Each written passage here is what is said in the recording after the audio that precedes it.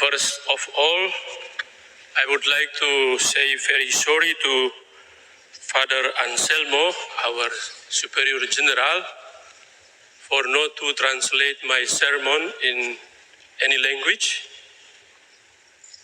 I will preach in our national language, Bahasa Indonesia. Pater General, Pater Provinsial, pengurus pembina dan pengurus yayasan, staf IFTK, dosen, tendik, mahasiswa, mahasiswi singkatnya, Civitas Akademika yang terkasih dalam Kristus.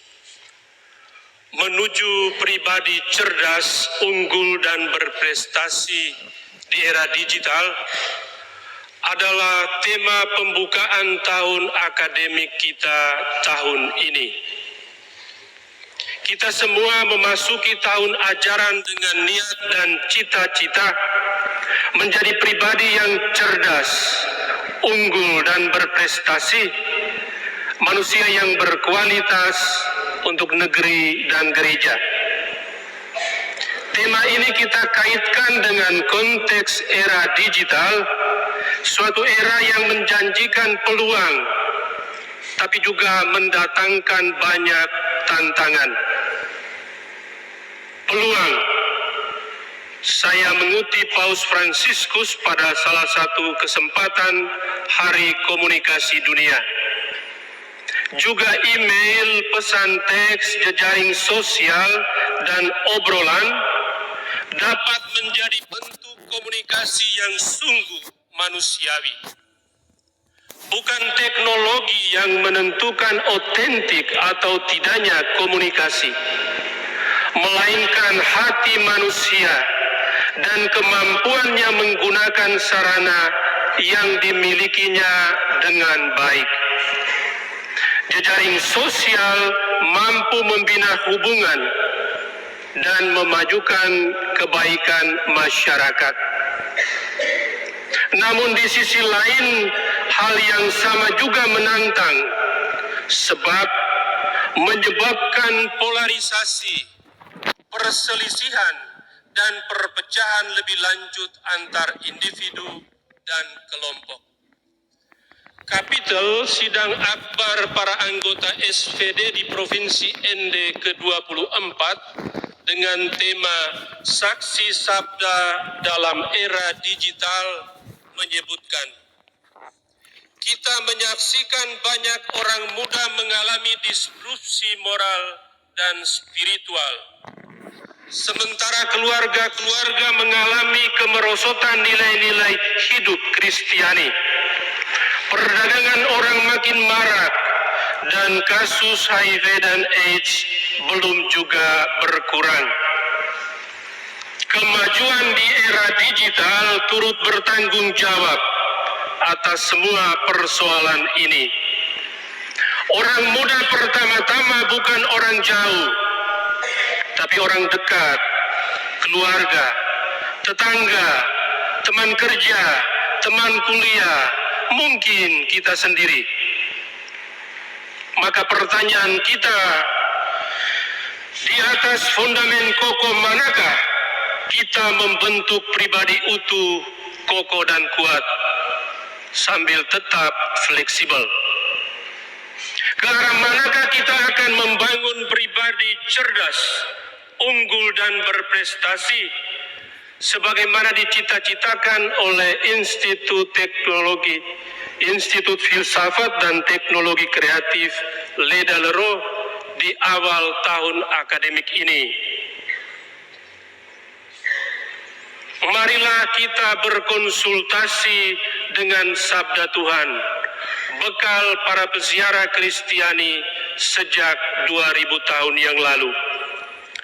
Menurut perikop Injil yang kita baca dan kita renungkan pada awal tahun akademik ini, Allah membimbing dan menuntun kita pada jalan keselamatan, Jalan kebahagiaan bukan dengan menawarkan hal, barang dan jasa atau bahkan teknologi, melainkan dengan menyerahkan ke dalam tangan kita manusia pribadi Yesus dari Nazaret.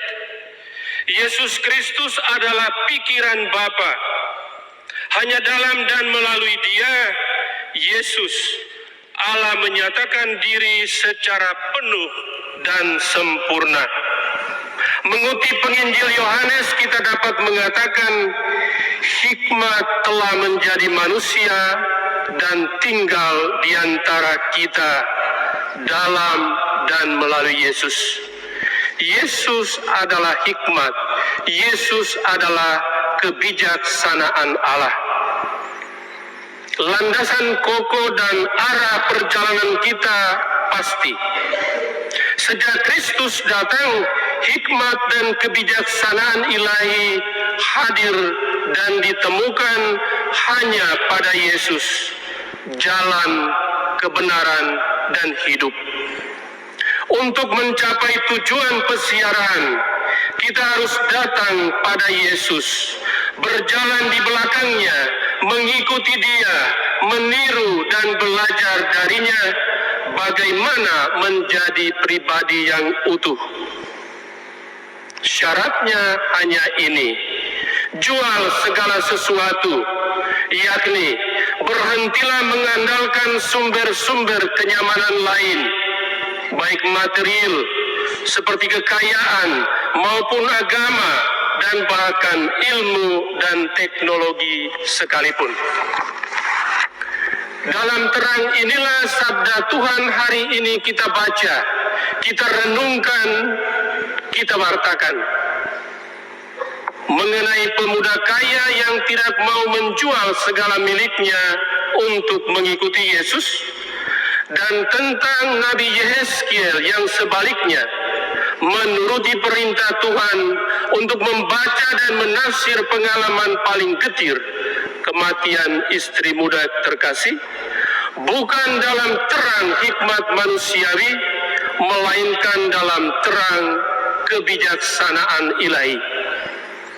Pribadi Kristen yang bijaksana adalah Dia yang melihat dengan baik hal-hal duniawi dan semua masalah dunia, menilai dan menempatkannya secara benar menurut prioritas nilai. Ia menempatkan pada tempat pertama bukan keinginan dan kehendak manusia, melainkan Tuhan. Segala sesuatu yang ia punya bukan untuk dimiliki secara egoistis, melainkan untuk berbagi dengan yang lain secara solider dan bersaudara. Kita di sini bukan untuk menjadi ilmuwan yang tertutup, yang kikir, yang egois, melainkan yang terbuka, yang solider, yang bersaudara. Oleh karena itu, penekanan utama sabda Tuhan hari ini bukan terletak pada pergilah dan katakanlah, bacaan pertama, tidak pula pada pergilah dan jualah, melainkan pada datanglah dan ikutilah aku. Kita masih punya 365 hari untuk ikut Yesus, belajar dari Dia. Sabda Tuhan di sini tidak sedang berbicara tentang ketaatan total kepada Yehezkiel dan kemiskinan radikal kepada anak muda. Ideal kekristenan bukanlah kemalangan, kemelaratan, ketelanjangan. Di hadapan kekayaan duniawi, Yesus bersikap sama sekali berbeda dengan yang sebelumnya, yang sering meremehkan, merendahkan harta duniawi. Ia tidak merendahkan, tidak meminta untuk agar harta duniawi dibuang saja, dihancurkan saja, tapi memberi jalan kepada donasi untuk yang kecil, yang miskin, yang lemah. Oleh karena itu, penekanan utama sabda Tuhan hari ini jatuh pada memiliki Yesus. harta karun yang paling berharga dan bernilai yang Bapa serahkan ke dalam tangan kita manusia. Memiliki Dia, segala sesuatu yang lain menjadi hal sekunder nomor 2. Dia memanggil kita untuk mengikuti Dia, bukan dengan jalan santai, tapi dengan jalan salib, jalan sengsara, jalan penderitaan, jalan keuletan dan kerja keras. Setiap orang yang mau mengikut Aku harus menyangkal dirinya, memikul salibnya setiap hari dan mengikut Aku. Sayangnya, saudara-saudariku Civitas Akademika, kita hidup dalam budaya carpe diem, kata orang Romawi kuno, budaya berfoya-foya yang mendewakan uang dan harta. Segala sesuatu yang menyangkut kita manusia, studi, karier, profesi, karya ilmiah, penelitian, persahabatan, keluarga, hingga yang menyangkut agama sekalipun, harus mendapat apresiasi sejauh mendatangkan emas, sejauh mendatangkan uang.